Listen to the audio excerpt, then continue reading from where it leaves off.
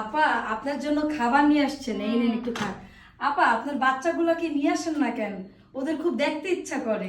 আনি না, স্কুল আছে না, বড়টা আবার একটু পরীক্ষা, ও। ছোটটা এখন অত বেশি ব্যানে টাইনে পছন্দ করে না। আমার তো নাহলে বাচ্চা আছে, তোমার কি খবর? কিছু তো শুনি টুনি না, এতদিন হইছে।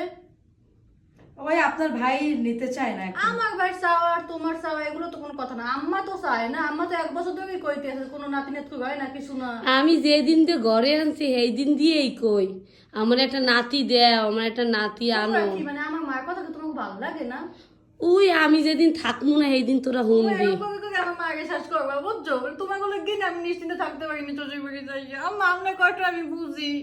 আর কইস না, এই লই এই আসি তুই খা, তুই তোরে খাইতে দেখলো আমার এক্সের পরনটা শান্তি লাগে। আচ্ছা তোর হাউরি টাউরি কিছু কয় এই মাই বলে নেওয়ার বিষয়ে? হ্যাঁ জি যাও বাবা, এখনকার 3 নাম্বার ডালো কি ঢালইবে এখন? দুইটা পারলে দিক পেই না, আগে এখন ইয়া ওই মাতারির আন্দাজ নাই। দেখো মা এত সুন্দর ছিলেন ফিকে নষ্ট করবো না 3 মাস। আবার কে দুইটা আছে এখন তোর কিছু টাকা পারলে পয়সা দেবে নাই। কেডা? পারলে দেবে কেডা? ওই মাতারি তো ধরবেও না। তাই আমি যাইয়া সব করি, আমার মাইয়া নয় আমি যাইয়া করি সব। মেডিকেলটাও মাতারি একদিন থাকবে না।